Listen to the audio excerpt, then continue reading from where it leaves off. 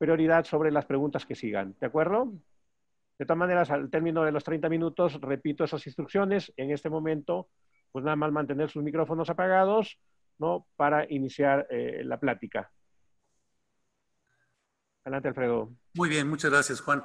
De entrada quisiera yo decirles a todos ustedes que la idea con la que quisiera moverme el día de hoy es hablar de datos económicos sobre donde además nadie de nosotros es especialista y empezar a ver índices y datos demasiado finos podría hacernos perder la visión completa del fenómeno. Por tanto, se me ha ocurrido platicarles a ustedes muy rápido otras 2 o 3 crisis similares que hemos tenido en México y para que podamos ver de qué tamaño es el boquete en la economía, comparadas unas con otras, con la que estamos viviendo, con la que viene, cómo nos agarró parados y cómo se solventaron. Esto va a ser muy rápido para después meternos a los datos fuertes, que eso es lo que nos podría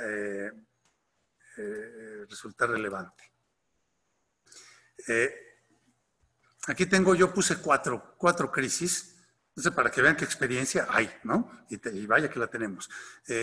Por ahí está López Portillo, déjenme ver, vamos a platicar un poquito, vamos a ver qué nos ofrece esta información. Déjenme platicar a ustedes esto. En México, por ahí de los años 60 tuvimos un modelo, 50-60, un modelo de desarrollo estabilizador, con alto crecimiento económico, 7% del Producto Interno Bruto. Producto Interno Bruto sería la medida de toda la producción de bienes y servicios de una economía en un año, medida en dinero. Aunque algunos ahora dicen que más importante es el tema espiritual, ¿no? Bueno, siempre será importante, pero la medida objetiva del tamaño de la economía, el crecimiento o de crecimiento, pues es muy relevante. Crecía y crecía muy fuerte con un sistema de gobierno pragmático y orientado al mercado. Hay una ruptura importante con el desarrollo compartido, que es una nueva política pública que busca básicamente distribuir la riqueza. Mientras que un modelo fue un modelo generador de riqueza, el otro es un modelo distributivo, que busca la distribución de la riqueza. El pecado más fuerte en el caso de Luis Echeverría es que esta distribución de la riqueza se hizo sin respetar los equilibrios públicos, los equilibrios del gasto público, un gasto más que el ingreso, gastó a lo loco y esto provocó déficit, inflación y una crisis. Esta es una diferencia importante y vale la pena platicarla porque hoy con López Obrador la idea de mantener los equilibrios fiscales es casi como un compromiso del alma que tiene el presidente comparado con otros y esto pues puede ser cualidad o para algunos también defecto. Y también tuvimos el momento del desarrollo petrolero con López Portillo, donde se apuesta toda la inversión en petróleo a través del Estado, a través del gobierno, a través de un monopolio público, no a través del capital privado. No había reforma energética, no había participantes privados en el proceso. Sigo. Yo aquí le puse la crisis del jolopo, porque así se le decía coloquialmente, jolopo. Bueno, pues de pronto hay una caída de precios del petróleo de más de 50%. ¿Le suena? Bueno, la actual es mucho peor. Pero una caída de precios del petróleo cuando toda la economía estaba petrolizada, pues es un boquete brutal. Y además el presidente autoritario, porque bueno, tenía todo el control, el presidente desde la época del PRI, de los 70 años y demás, con control de Congreso, de todo, cualquier cosa controlaba. Toma decisiones como no ajustar el tipo de cambio, defender el peso. Viene otro problema adicional, se disparan las tasas de interés globales hasta niveles del 20%, internacionales son altísimas, es mucho. El gobierno tiene déficits enormes, gastos excesivos, 17% del PIB. Resuelven los problemas de gasto público emitiendo dinero circulante, generando una inflación sin precedentes, 120% anual de inflación, devaluación del tipo de cambio. Pues esto no es cualquier crisis. Como ven ustedes, el manejo fue terrible. No me detengo más ahí con López Portillo, porque además tenemos solo media hora y esto hay que darle duro, ¿no? Pero ahí vamos con más. Hay otra crisis importante con Salinas de Gortari, el error de diciembre. Esto ya lo hemos visto en muchas sesiones. En ICAMI nos hemos metido en muchos datos de cómo se gestó el error de diciembre.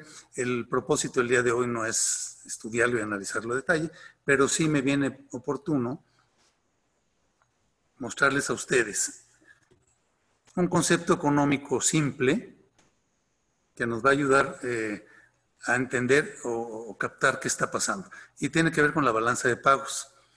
Yo sé que muchos economistas en este momento me ahorcarían por lo que voy a afirmar, pero pues son definiciones simples. La economía, la verdad es que es mucho más simple de lo que parece, casi es de sentido común. La balanza de pagos es la entrada y salida de dólares de una economía por diferentes razones. Casi siempre lo entendemos por exportaciones, importaciones, pero también hay inversión extranjera directa, turismo, remesas, que ahora han levantado contra todo pronóstico, deuda externa y capital especulativo. Capital especulativo, a diferencia del capital de inversión extranjera directa, es dinero que entra a los mercados financieros, que entra y sale con mucha facilidad, el famoso capital golondrino. Cómo se mueven estos flujos determina el tipo de cambio. Cuando alguien me dice, oye, ¿de qué depende el tipo de cambio? ¿Por qué se mueve tan duro? Pues se mueve, si de pronto ves que el dólar está subiendo de precio, quiere decir que están saliendo dólares de las reservas. Si el dólar está bajando, es que están entrando dólares. ¿Por qué? Por cualquiera de estos motivos, el que quieras. Así de simple es el tema del tipo de cambio. El tipo de cambio sube o baja de acuerdo a la entrada y salida de dólares. En la época de Salinas de Gortari, el capital especulativo era la palanca de soporte de toda la estabilidad macroeconómica. Y en algún momento, por problemas de confianza, ya ven el asesinato de Colosio, Ruiz Massieu, y la información que se empezaba a ver que la deuda de México era mucho mayor que sus reservas, genera una desconfianza y hace que el capital especulativo sale de manera abrupta, sobre todo a finales de año, generando movimientos y presiones en el tipo de cambio. Dato importante, muy importante. Todavía en 94 el tipo de cambio lo determinaba, lo fijaba el gobierno, el Banco de México y la Secretaría de Hacienda. No es como ahora que se deja la libre flotación. Ahora se ajusta automáticamente de acuerdo a lo que esté pasando. Y con eso ya tenemos un indicador claro. En aquel entonces el gobierno podía detenerlo, sobrevaluarlo, jugar con esa cifra, bueno, y eso podría generar problemas importantes. Tan es así que aquella devaluación volaron las reservas y aquella devaluación, bueno, pues el tipo de cambio se pasó de 3.30 a 8. Ve el dato, por favor, 3.30, casi se multiplicó por 3, como si ahora se pasara a 70 o 60 pesos de un día para otro. Eso es mucho. Eso aumenta los precios de todos los insumos que importamos, que son muchos, sobre todo con la apertura comercial, con el liberalismo económico de abrirnos a los mercados y a las inversiones a partir de la Madrid y Salinas, importamos mucho, entonces empiezan a subir los precios de las cosas, no porque haya mucho dinero circulando o porque el gobierno gaste mucho o poco, sino porque suben de costo, la inflación por presión de costos, que esa es la que se vive en ese momento. Caen las reservas, el efecto tequila, nunca como olvidarlo, le pegamos a las bolsas de valores y a los mercados financieros de Brasil y Argentina. Fue una crisis financiera global, de las primeras, hecha en México, orgullo nuestro, ¿no? Bueno, pues hicimos el daño, aunque no del tamaño de la que estamos viviendo en este momento. Sigo rápido. Siempre queda la duda de quién estuvo detrás de todo este error o esta situación, pero bueno, no vamos a meter a discutirlo. ¿Qué hizo Zedillo? Esto es muy importante para entender lo que está pasando hoy. Muy, muy importante. Por favor, vamos a reflexionar. Miren, primero, tenemos una contracción real de la liquidez monetaria. Es decir, ¿qué hizo el doctor Zedillo? Hizo una reducción radical de la liquidez monetaria para evitar la inflación, con lo cual tumbó la demanda y tumbó la oferta o la producción, generando un proceso recesivo. Entonces tuvimos en México recesión e inflación simultáneas. Esto se llama inflación para los que les guste estos datos. Es decir, mensaje, reducir la liquidez en una circunstancia de estas es recesivo y puede ser sumamente costoso. Tan costoso como que además de que tuvimos de todos modos la inflación, no la pudimos controlar, porque una inflación por presión de costos, no monetaria, la inflación se fue a 50, al mismo tiempo la caída del Producto Interno Bruto fue del 10%. 10% de caída del Producto Interno Bruto en 1995. ¿Cómo olvidarlo? Las tasas de interés, con la escasez de dinero y esta desconfianza y este descontrol de los mercados, se fueron hasta el 80% de la tasa activa y la tasa pasiva, o sea, la tasa interbancaria en 49. Es mucho, es una locura, es imposible de manejar. Esto provocó la imposibilidad de pagar las deudas y los créditos de prácticamente todos los actores de la economía, empresas, hipotecarios, consumo. Nadie podía pagar, es más, no tenía sentido pagar una deuda que el valor del activo ya se había triplicado, o sea, no lo valía. Fue una distorsión brutal. La lógica de reducir el dinero que circula acabó siendo una medida drástica y muy costosa. Tanto que hubo que implementar un rescate bancario, el FOBAPROA famoso, que tuvo un costo del 14% del PIB nada más. Estas son palabras mayores. Una solución que heredamos y que hoy tenemos, y es muy importante no olvidarla, la actuación del Banco de México ya como un organismo autónomo. La autonomía del Banco de México la plantea Salinas, la implementa Zedillo y la disfruta Fox, Calderón, Peña y hasta López Obrador. ¿Sí? La autonomía del Banco Central lo que hace es que deja en una junta de gobierno independiente y un gobernador las decisiones de la política monetaria, es decir, cuidan y vigilan la estabilidad de la moneda a partir de los flujos disponibles o la liquidez. No sé si estoy hablando demasiado técnico, pero la liquidez que hay en el mercado, qué tanta lana circula. Si hay mucho circulante puede haber presión inflacionaria, si hay poco puede haber contención, por eso los cortos, reducciones, un manejo sumamente razonable que nos llevó a la estabilidad macroeconómica. El tipo de cambio flotante como una herramienta que ha funcionado extraordinario en México y una política monetaria ortodoxa, pegada a los principios, sumamente cuidadosa. El Banco de México, qué duda cabe, es de las mejores instituciones que ha dotado de estabilidad macroeconómica a México y que en este momento seguimos aprovechándola. Creo que vamos bastante bien con el manejo del tiempo, así que sigo. Platiquemos de la crisis de Calderón. Tiene muchas y ahorita tiene otras, pero de esto no vamos a hablar. Vamos a hablar de la crisis. Curiosamente, en abril también, ¿no? En las mismas temporadas, el presidente tiene dos crisis. La pandemia de H1N1, que fue de mucho menor impacto que el coronavirus, mucho menor. Recuerdo que el cierre de actividades fue regional, no pasó de una semana, es decir, las cuarentenas fueron mucho más cortas, pero la crisis financiera global, producto de movimientos de los valores subprime y otros valores financieros en los Estados Unidos que generaron problemas globales en los mercados financieros, tuvieron consecuencias para México muy importantes. Mírenlas, aquí está. Enero, marzo de 2009, octubre, diciembre, una caída del Producto Interno Bruto con Felipe Calderón de 8.9.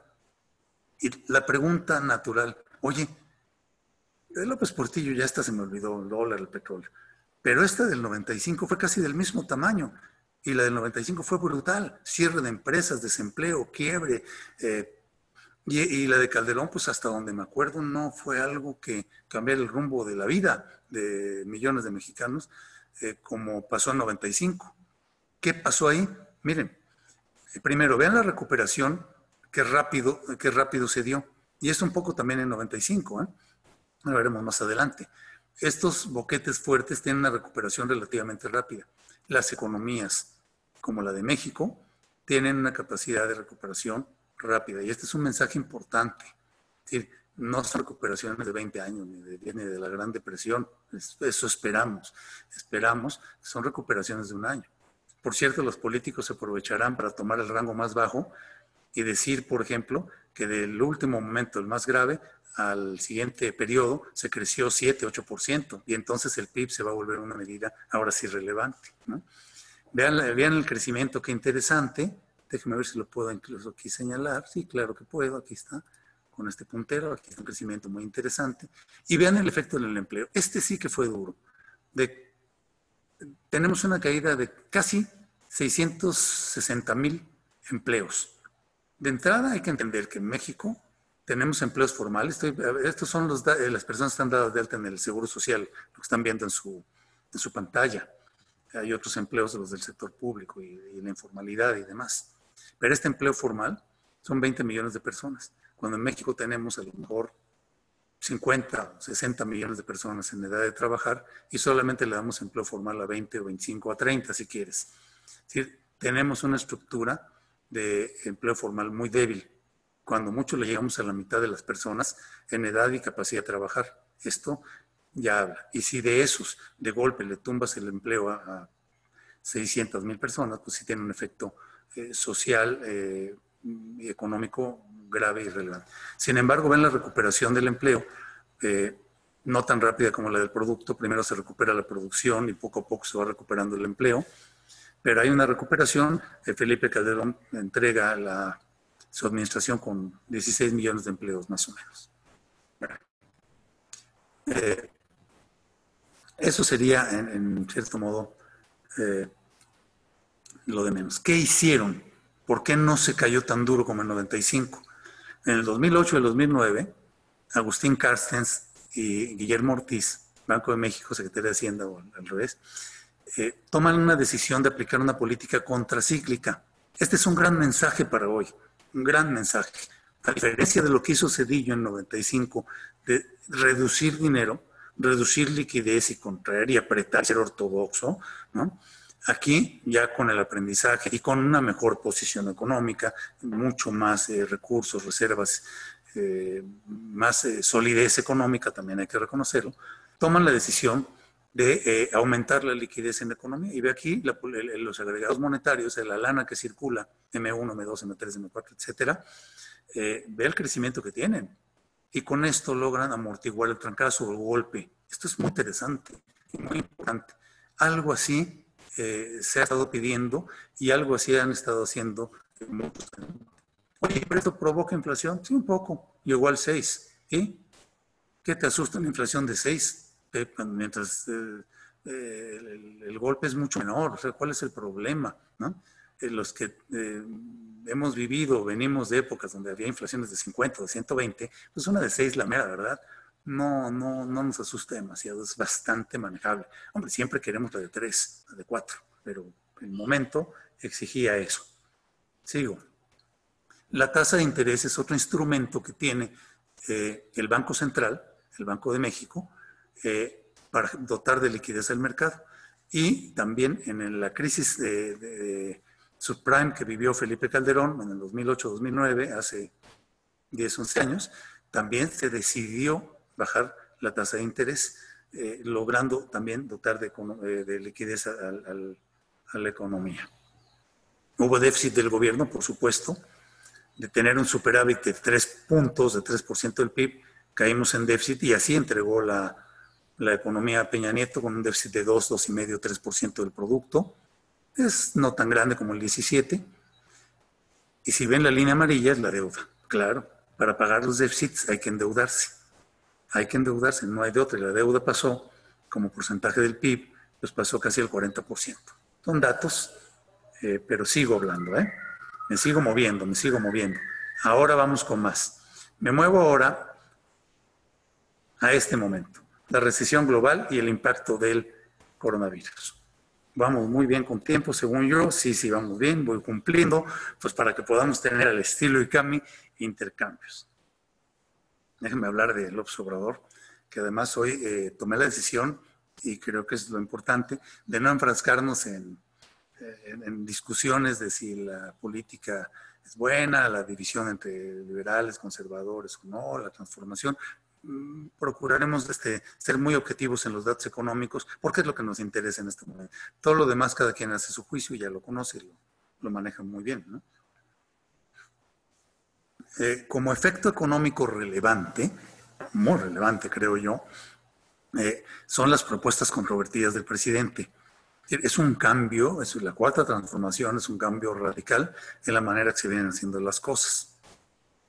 Hay veces que estos cambios pueden armonizar y pueden sumar o a veces dividen. En este caso, las propuestas controvertidas tienen un efecto más de división o por lo menos de ruptura, particularmente con quienes invierten, con quienes producen o con quien genera la riqueza, aunque también tiene sectores importantes que apoyan y están muy de acuerdo como piensa el actual gobierno. Creo que no fui muy tendencioso. Bueno, sigo. Mira, esta lámina, esta grafiquita que les pongo a ustedes, muestra algo muy interesante. Normalmente la confianza del consumidor, que tiene que ver con su expectativa de largo plazo, de futuro o de mediano plazo, compras y todo como ve el mercado, casi siempre va de la mano de la confianza del productor o el índice de clima de negocios.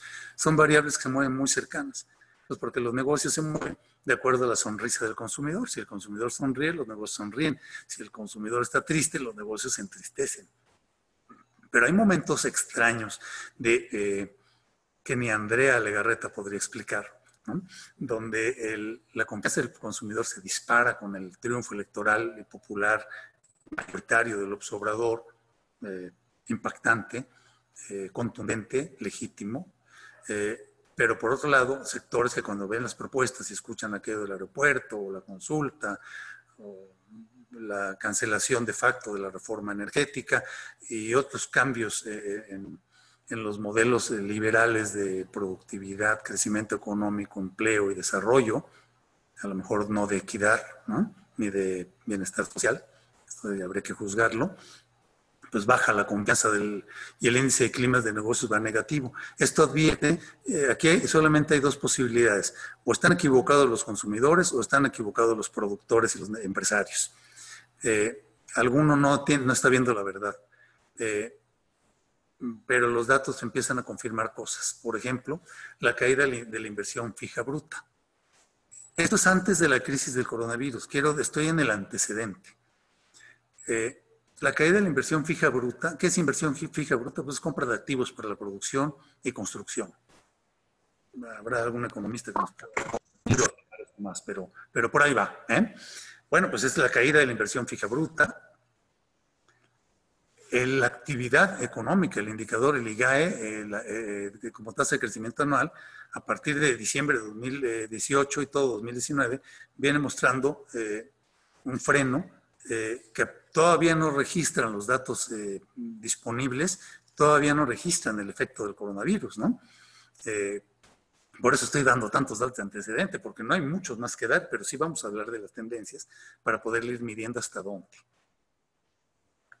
Aquí está el Producto Interno Bruto con López Obrador, 2.4 la última caída, nada que ver contra el 8.9 de Calderón, de momento.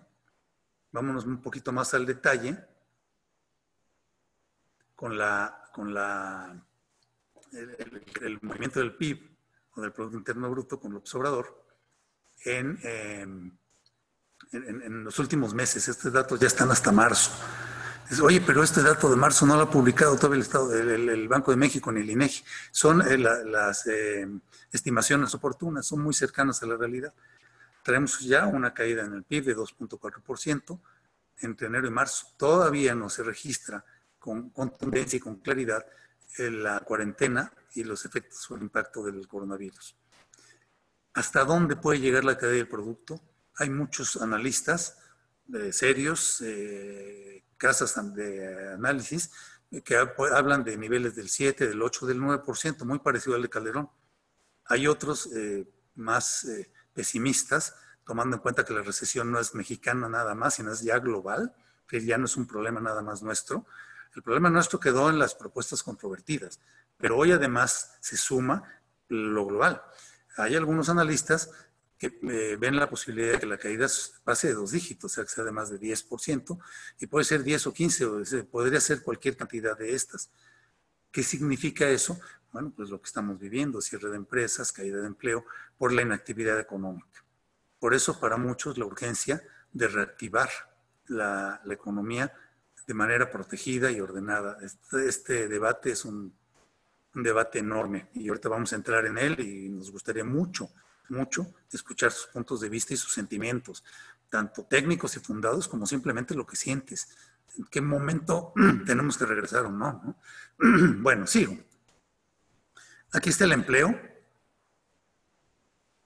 Hablo mucho, pero ya voy a hablar poco, Mira, empleo formal. El observador recibe 20.460.000 personas dadas de alta en el Seguro Social. Ha tenido caídas y recuperaciones. En este momento tiene más o menos la misma cantidad hasta marzo. Esto es importante. ¿Sí? Hoy por hoy no ha habido un golpe fuerte de esta caída de 2.4% del producto en el empleo hasta este momento. Y por eso la urgencia, no nos podemos confiar, evidentemente esta línea va a ir para abajo. No, por eso es urgente algún tipo de programa que ayude a soportar, sobre todo a las pequeñas y medianas empresas, el empleo. Es decir, ¿cómo podemos hacer para que las empresas pequeñas y medianas puedan seguir manteniendo a la gente empleada y con un trabajo productivo? No nada más con una ayuda social. Una ayuda social no genera nada a la economía, ayuda a amortiguar el golpe, ayuda a amortiguar la inseguridad, o la injusticia, o la falta de equidad, o el hambre, desde luego. Pero un empleo productivo es mucho mejor porque es autofinanciable. Un empleo productivo genera la riqueza, su costo lo genera con riqueza. Es decir, lo que cuesta un empleo en una empresa, ese empleo genera la riqueza suficiente para pagarlo. Por lo tanto, es lo más positivo que puede haber para soportar el empleo, es apoyar a la pequeña y mediana empresa, cueste lo que cueste, no importa, cueste lo que cueste en el plazo que sea. ¿Y por qué insisto tanto en esto? Bueno, pues porque los programas del gobierno, por lo menos del lado del Ejecutivo, están dirigidos directamente a las personas y muy tibiamente, para no decir prácticamente nada, a las empresas.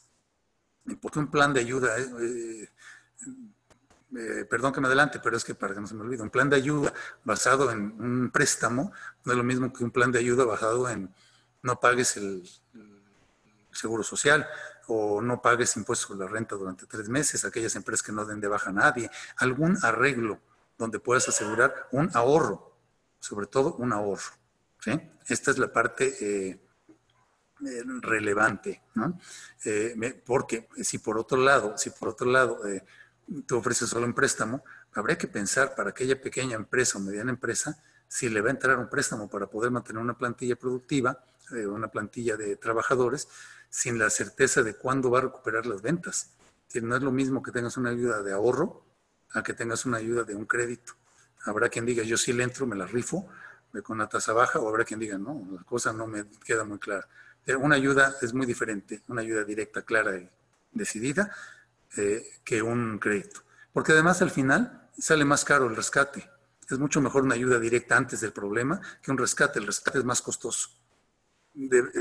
Esto es algo que tendría que reflexionar el Ejecutivo. Otro pequeño gran problema que se presenta para la economía mexicana es la caída del precio del petróleo.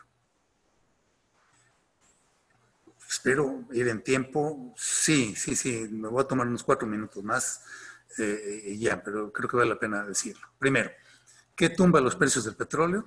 Hay un conflicto entre Arabia Saudita, Putin, Rusia. Hay un conflicto. Arabia Saudita toma la decisión de aumentar cantidades importantes la oferta de petróleo y la producción, tumban el precio y tumban el precio a niveles que está para los economistas es muy difícil de explicar un precio negativo, o sea, pagas para que se lo lleven o cómo. A cero, o sea, llega un momento que el petróleo ya no vale nada. Ahora hay una recuperación, la gráfica habla de 12.50, pero la realidad es que ya andamos por 20 y tantos en este momento hoy, 24, 25, no me acuerdo en este instante, pero por ahí andamos. ¿Qué significa esto para México? Bueno, sucede que el petróleo es una fuente de financiamiento del gasto público. En México el gobierno opera con recaudación y petróleo. Y la caída de precios del petróleo pues le da un boquete brutal.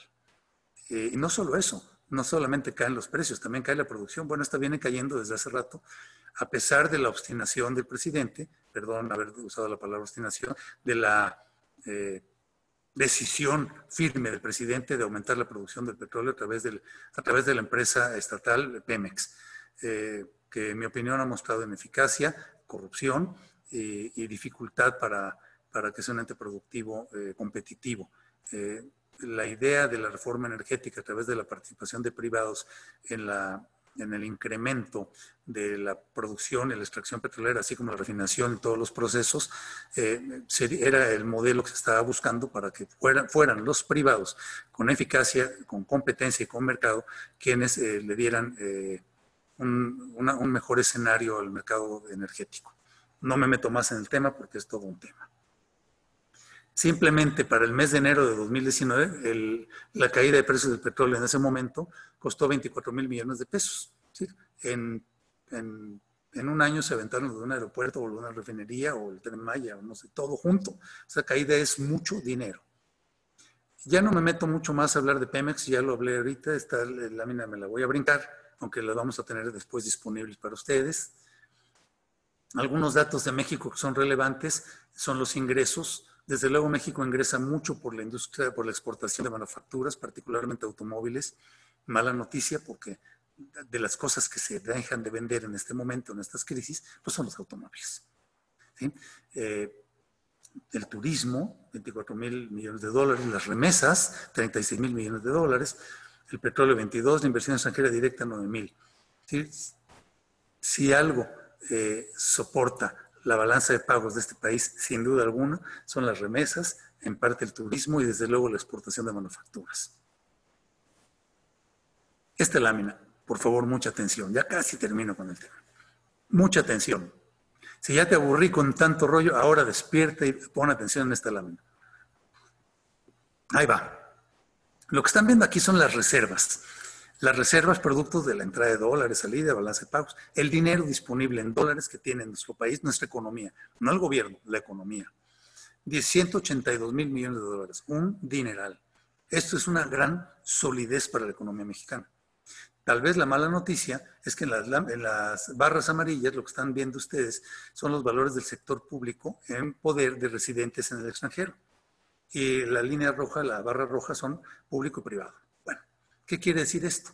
Que de estos 182, 150 están en manos de capital especulativo. Por eso tanta atención y por eso me interesaba que viéramos la historia de Salinas, ¿no? Ahí estuvo. Bueno, entre el 60 y el 80% de las reservas están en manos de capital especulativo, lo cual cualquier golpe a la confianza o cualquier disminución drástica de la tasa de interés podría provocar una fuga de capitales. De hecho, que el tipo de cambio se haya movido a 25 tiene todo que ver con la salida de estos capitales, fundamentalmente. Miedo, preocupación.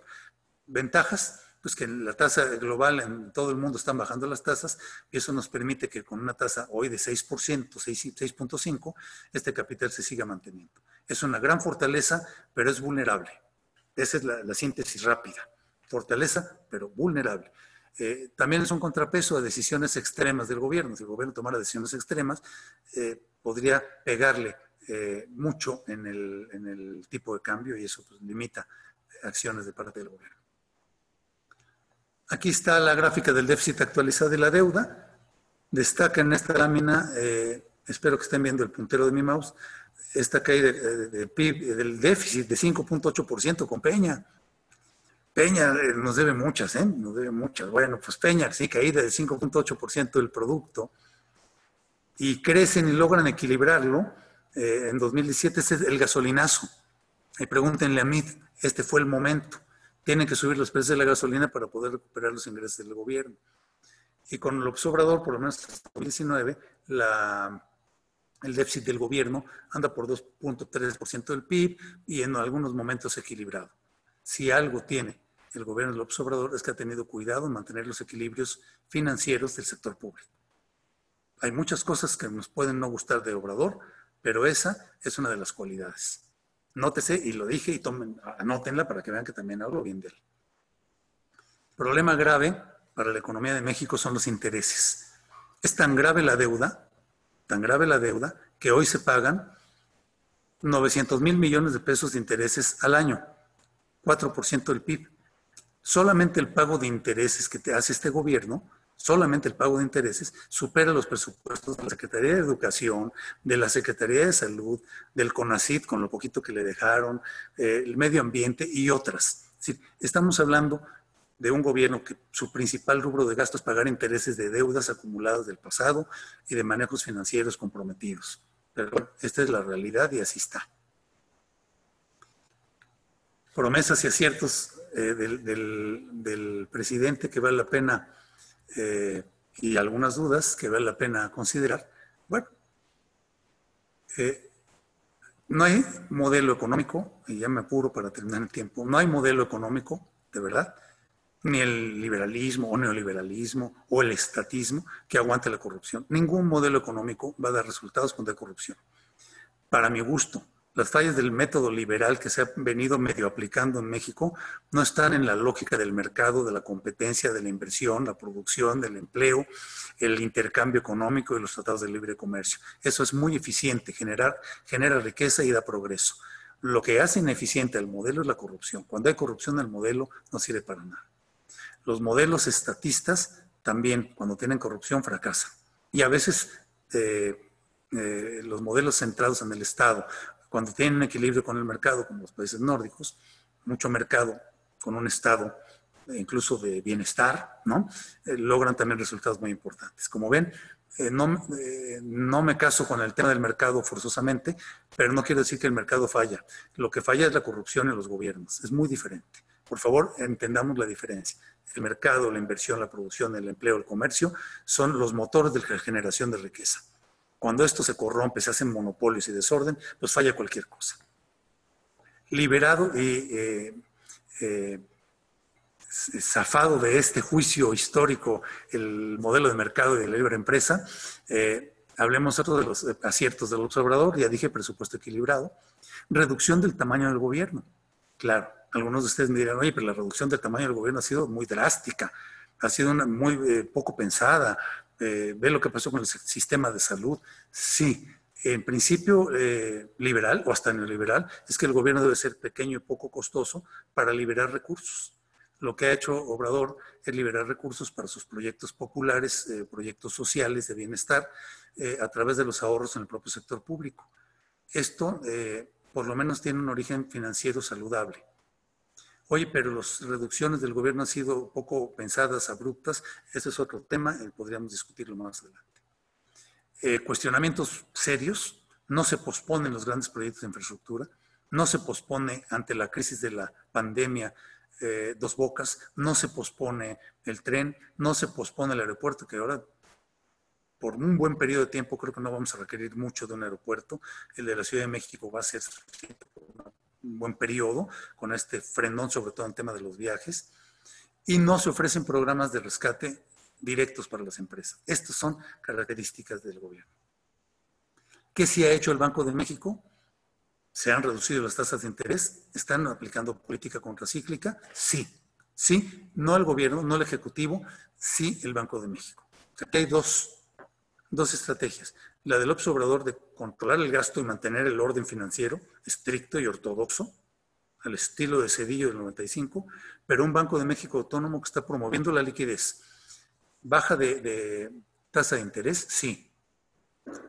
Aumento de los agregados monetarios, también. Están aumentando la liquidez para que el boquete y el golpe sea menor, y lo están haciendo de manera oportuna desde enero.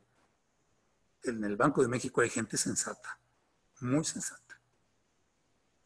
Esta gráfica, que es muy difícil de leer, vamos a dejar el link. Es una encuesta de expansión sobre lo que piensan los empresarios. Esta lo voy a dejar más a nuestra plática.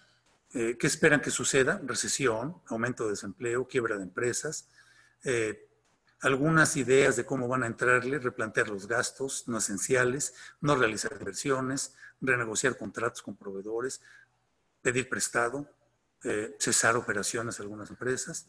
¿Qué cosas les parece que les ayudaría mucho?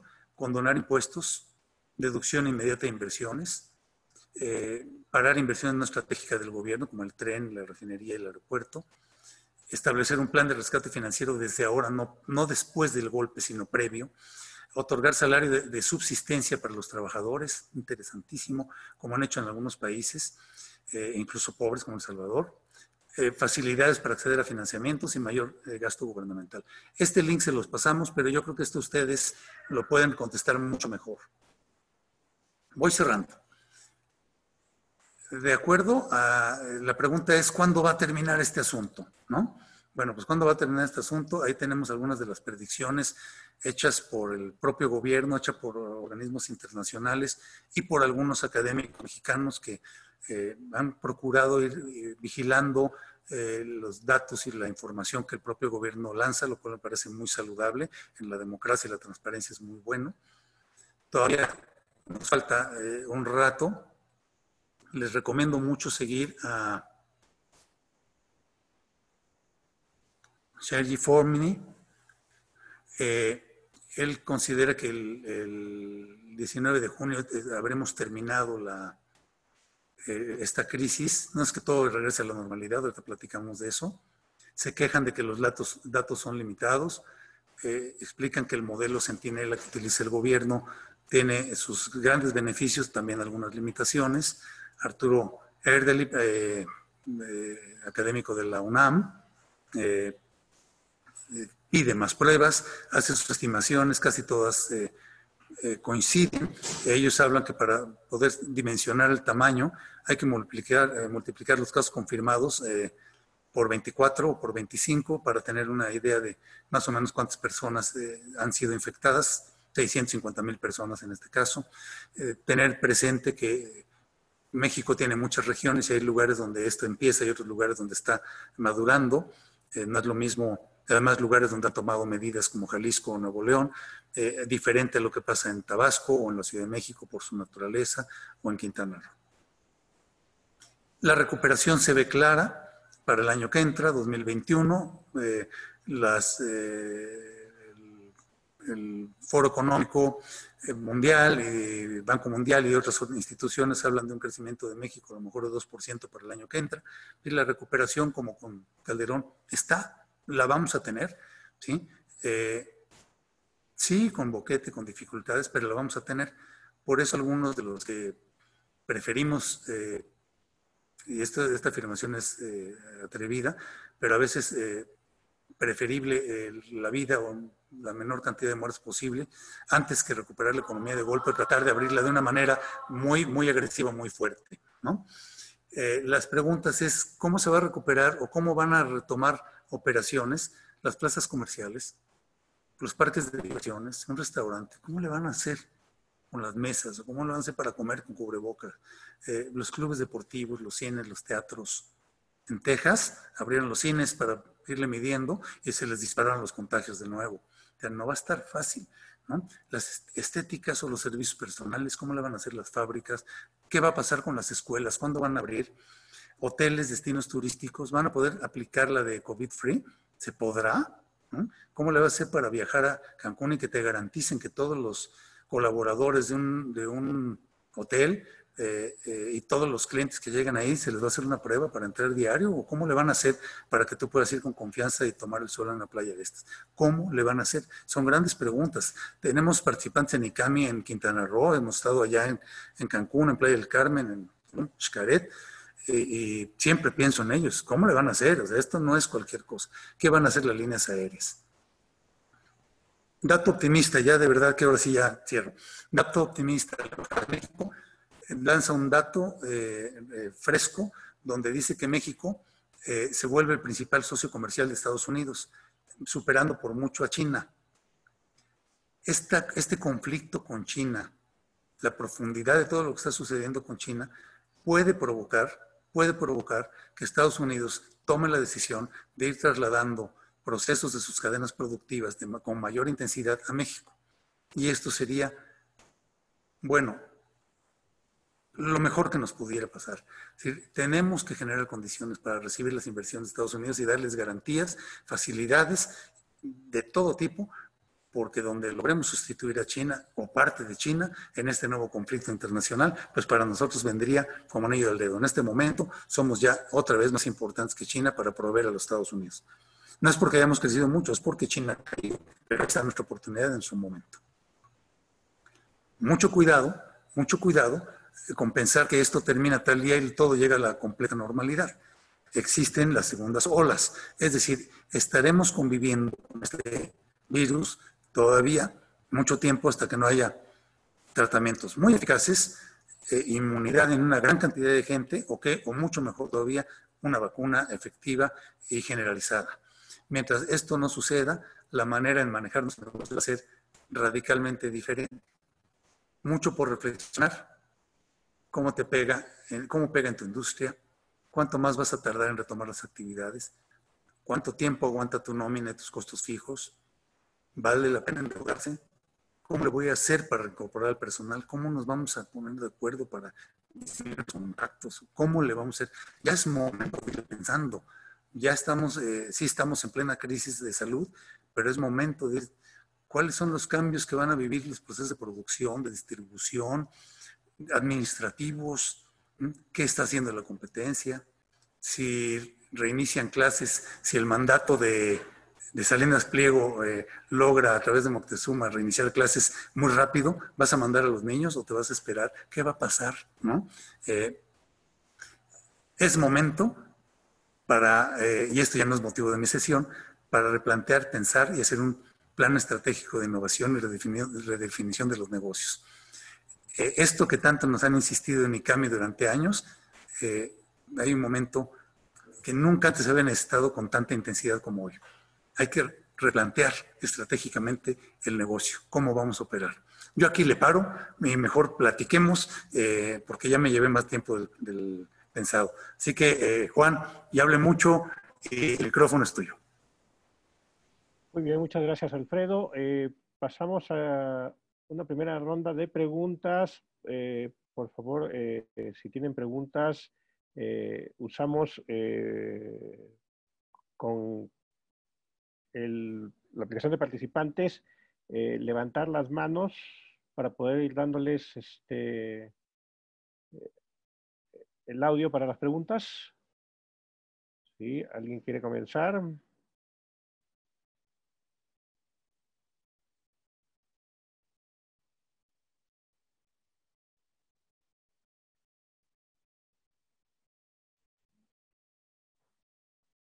Sí, a ver, no tenemos preguntas. ¿Los dejaste algo preocupados, Alfredo?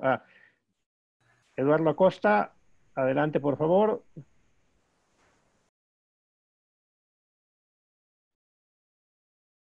Adelante, Eduardo. Alfredo, buenos días. Oye, mira, veo por ahí algunas cosas que contradicen de manera importante las acciones, ¿no? Y evidentemente la recuperación en las crisis anteriores han sido con muchas decisiones de fortaleza, ¿no?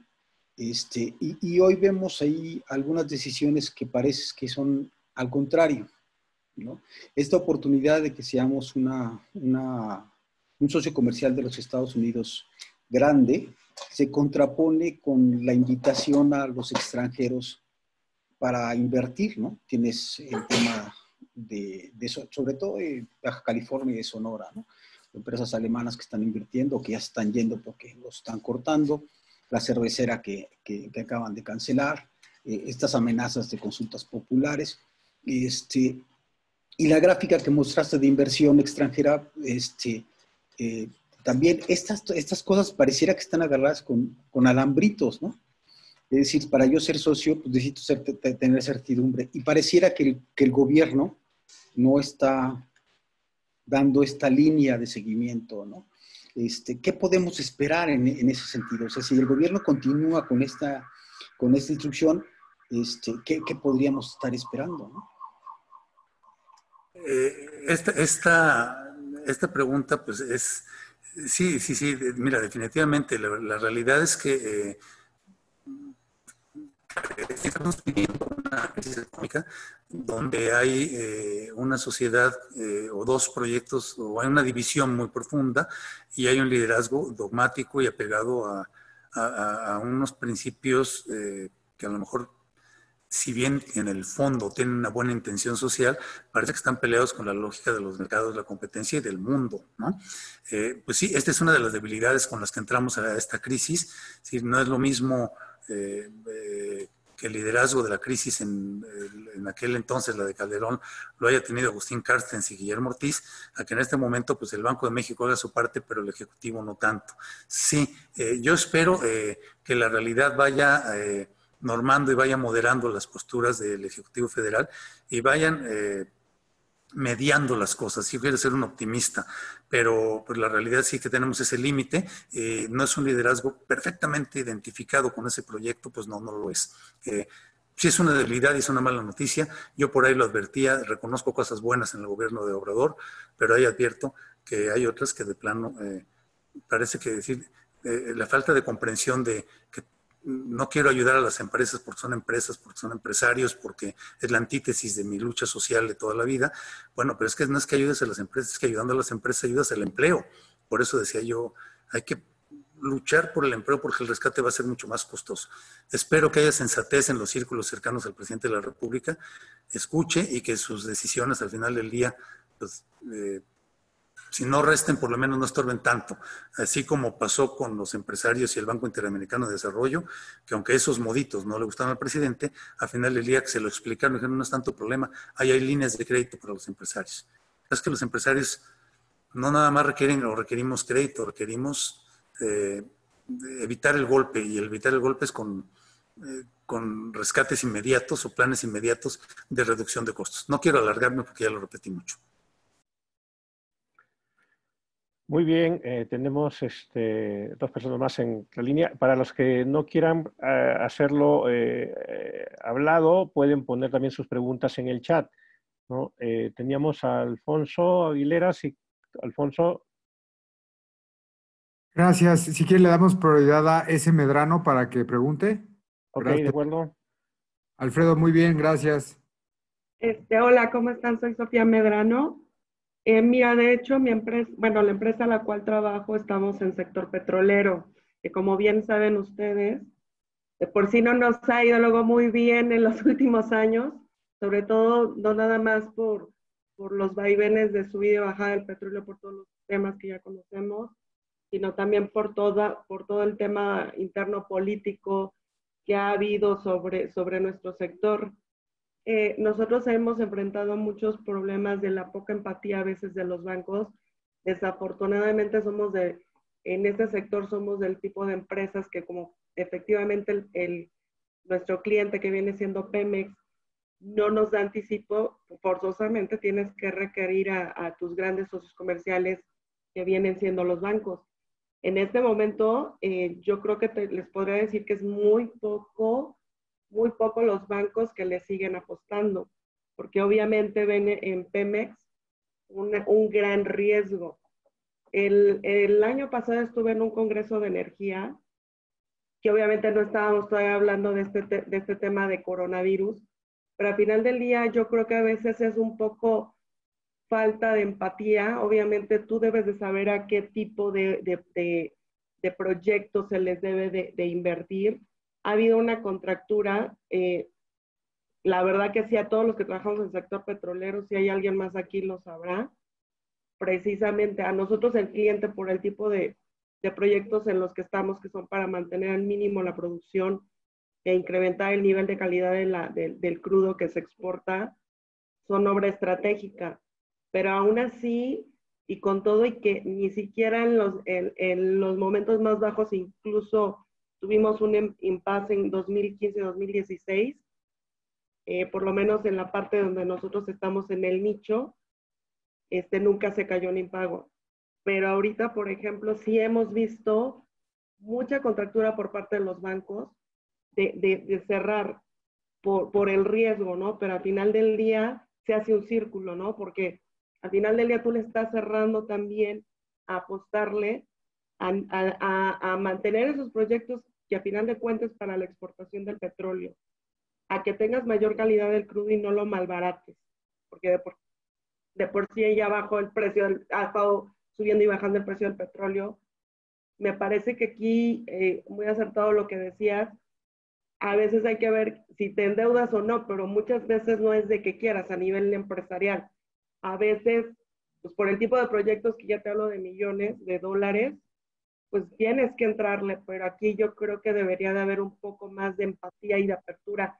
Claro, obviamente, tomando sus reservas, ¿a quién y en qué nicho estás apostando, seguir apoyando al sector petrolero, ¿no? Esa era mi pregunta, hablando del tema financiero, de qué tanto puedes apostar o no el endeudarte. Desafortunadamente habrá empresas donde pues, sí lo tenemos que hacer aunque no querramos, porque empieza un proyecto y tú empiezas a cobrar después de que empieza el proyecto y las erogaciones que tú tienes que estar haciendo pagando, pues corren con el financiamiento que tú a su vez obtienes a través de los bancos, ¿no? Ese era todo mi comentario. Muchas gracias, Sofía. Sin duda alguna, el modelo, la línea del pensamiento económico del presidente, bueno, pues está chocando desde luego con las actividades productivas, esto ya lo sabemos, su modelo además ha empezado a tener resultados malos, no solamente en términos económicos, sino en términos de su popularidad.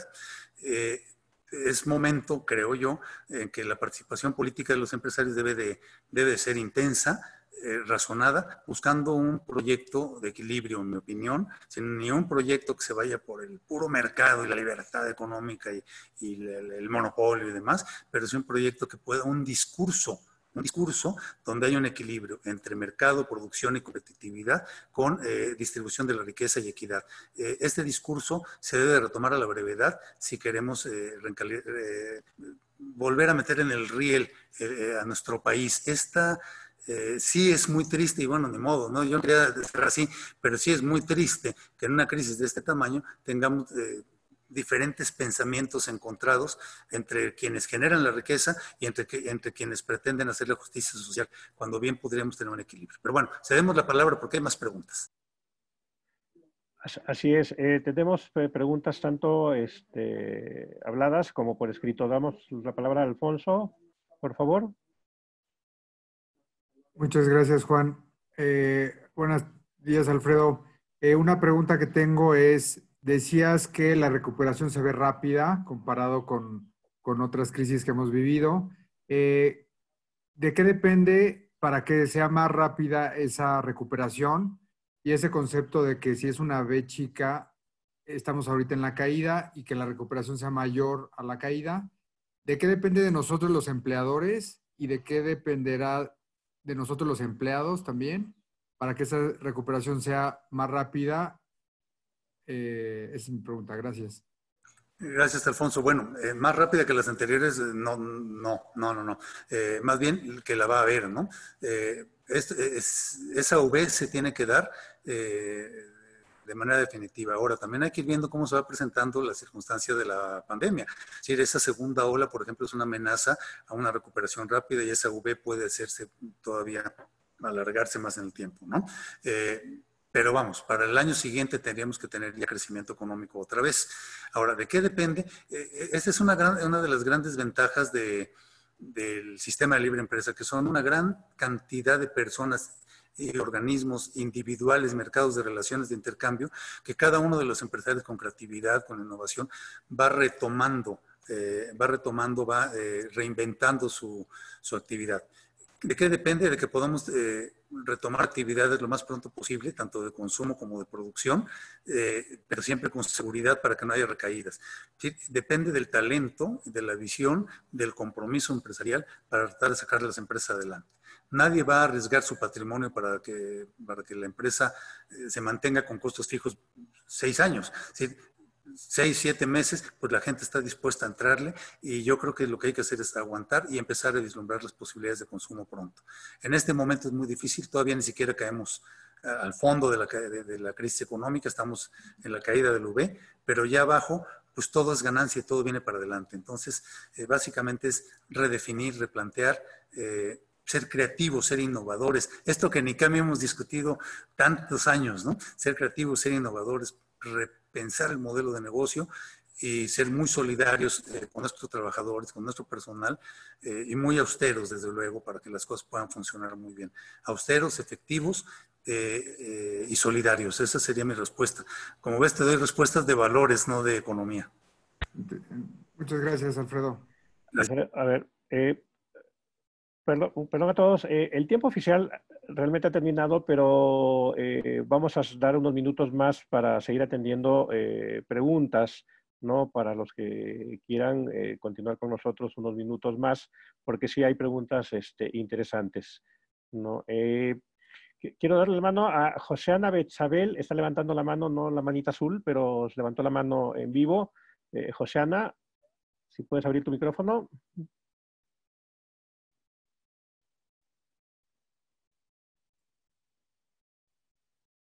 Hola, hola.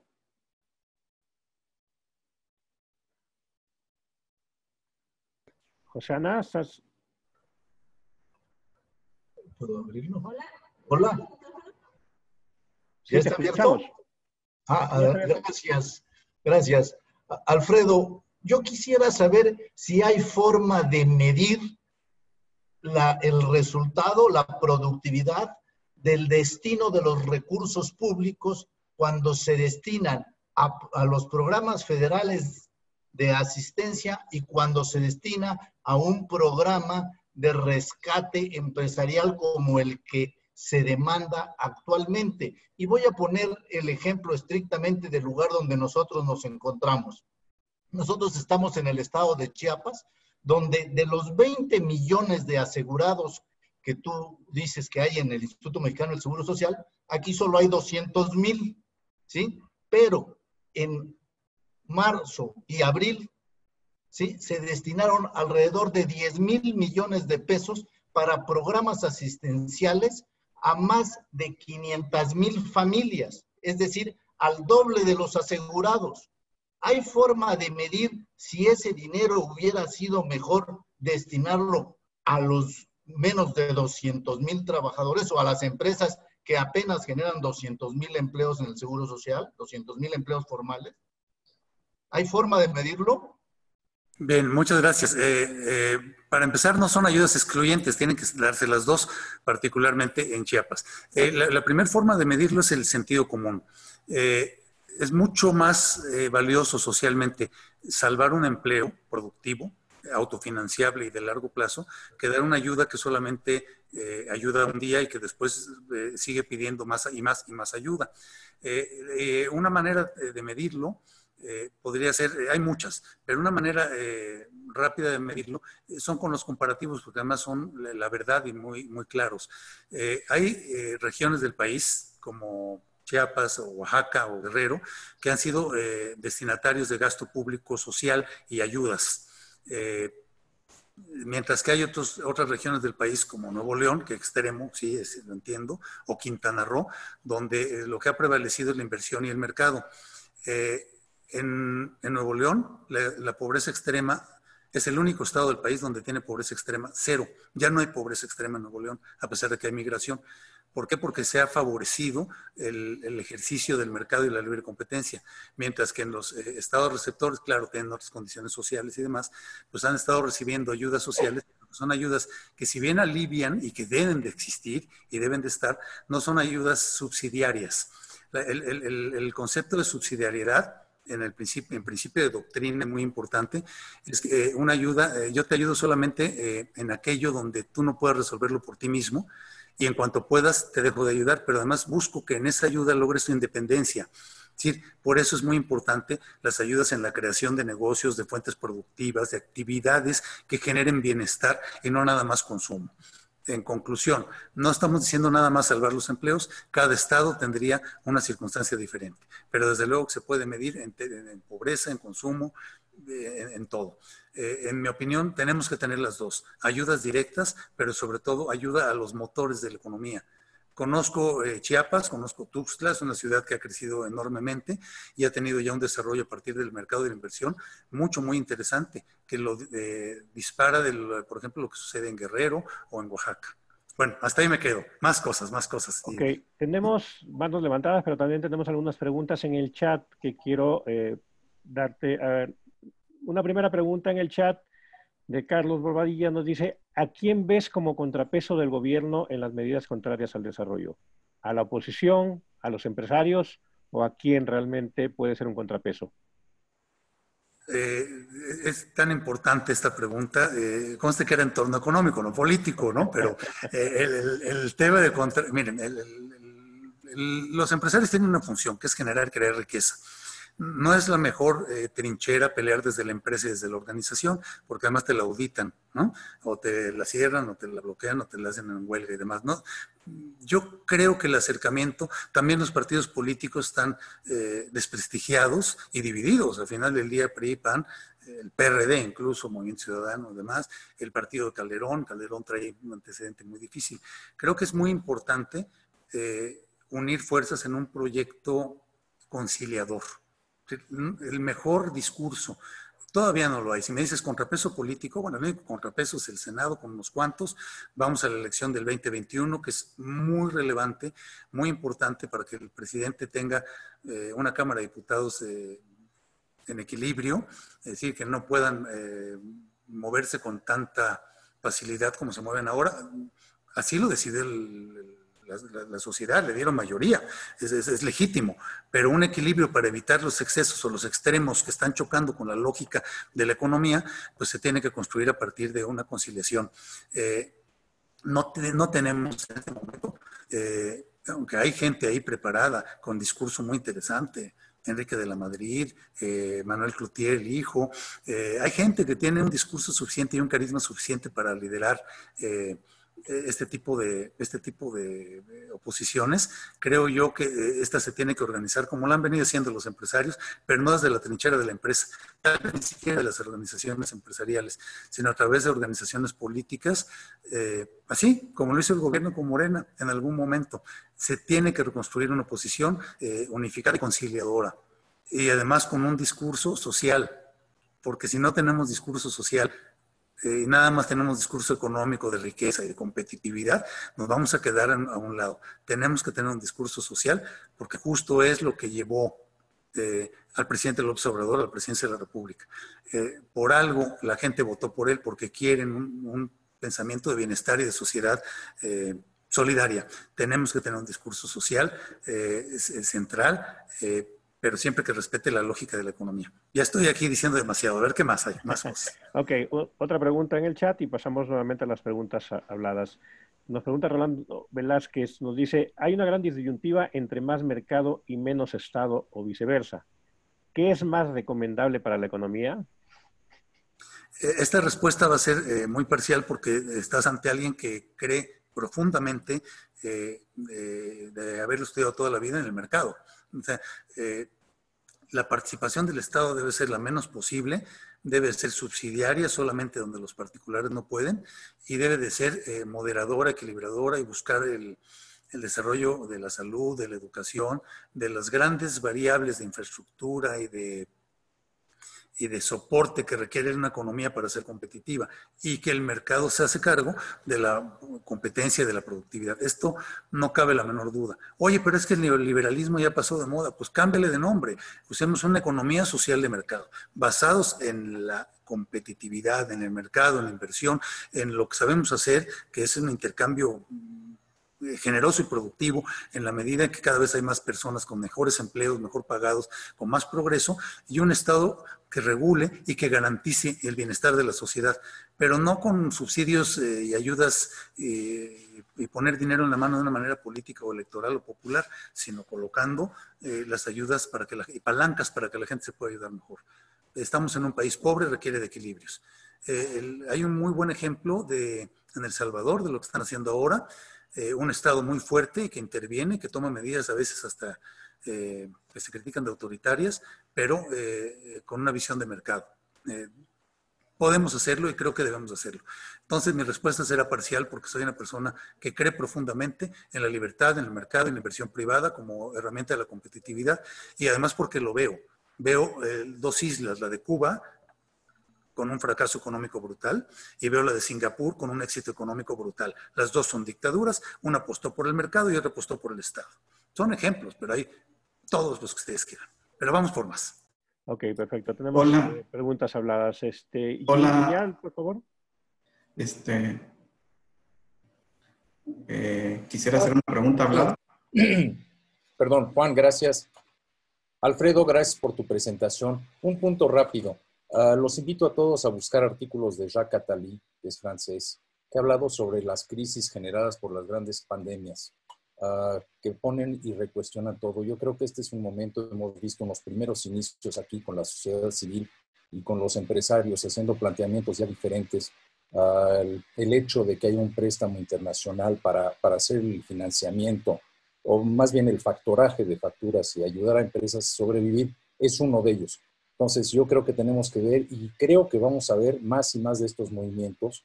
Sí, Alfredo, hay el riesgo de que el gobierno tome medidas de represalia, pero si todo esto va con el bien civil de guardar empleos y generar más empleos, gracias a Dios vamos a cerrarle la boca a este gobierno.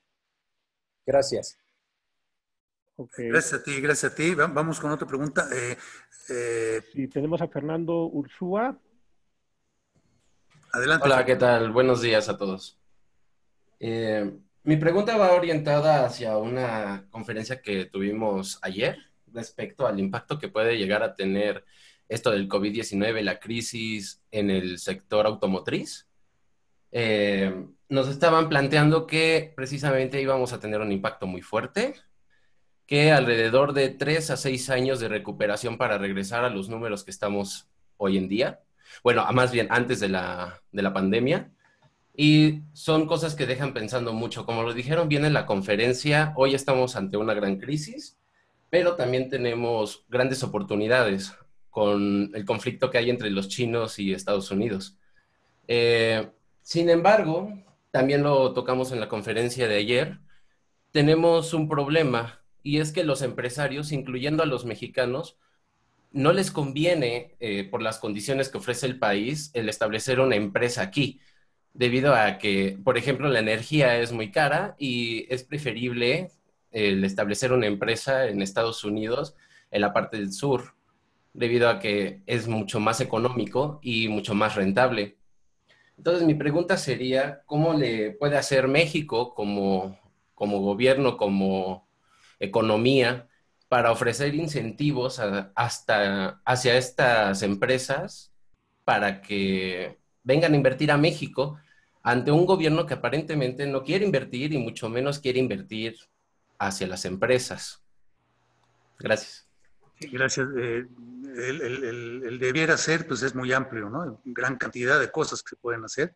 Y esto que apuntas del sector automotriz, pues sí, es verdaderamente serio, porque es de las principales razones, de los principales elementos de exportación y de competitividad de México. México y los clústeres de industria automotriz del Bajío y el norte, pues son lo que hacen las reservas y el equilibrio. Uno de los motores principales, va a ir lento, es una muy buena observación, no tan buena noticia. ¿Cómo hacerlo? Bueno, además, la lógica sería todo tipo de facilidades, ¿sí? Todo tipo de facilidades para empleo, para competitividad, para la producción de energía, la libre importación de energía, la producción privada de energía, ¿sí? Lo que ya sabemos que se necesita y que creo que no se requiere un gran estudio, simplemente se requiere aceptarlo y entenderlo. Solo quiero hacer un comentario de Giles, que hacia tu observación.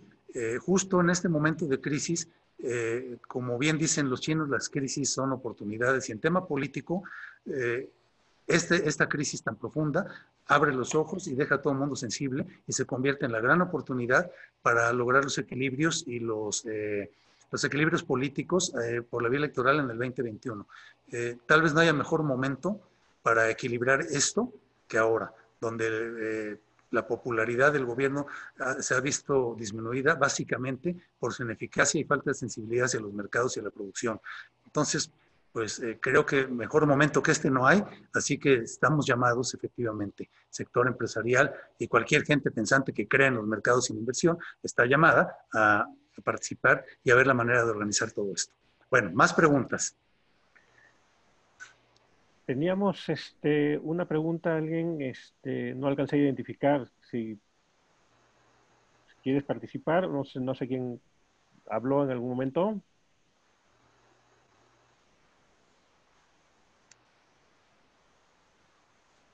¿No? Bueno, pues ya nos llevamos, tenemos el tiempo más que vencido. Pues pues agradecer a todos su participación y su presencia en esta primera conferencia participativa. Esperamos estarlos invitando próximamente en las siguientes semanas a nuevas conferencias. Espero que haya sido de su agrado. Muchas gracias, Alfredo, por los comentarios, por la información que nos diste, ¿no? Y pues esperamos contar contigo próximamente. Con muchísimo gusto, gracias a todos. Es un placer ser parte de ICAMI y que además ICAMI nos ofrezca este tipo de intercambios. Creo que nos permite replantear, ver y analizar la circunstancia. Estamos hoy en una crisis profunda, es cierto, de todo tipo, pero ya es momento de ir abriendo los ojos y mirar para adelante en lo político, en lo económico, en la empresa, en lo familiar. Es una muy buena oportunidad, así que le seguiremos entrando con muchísimo gusto a todo esto.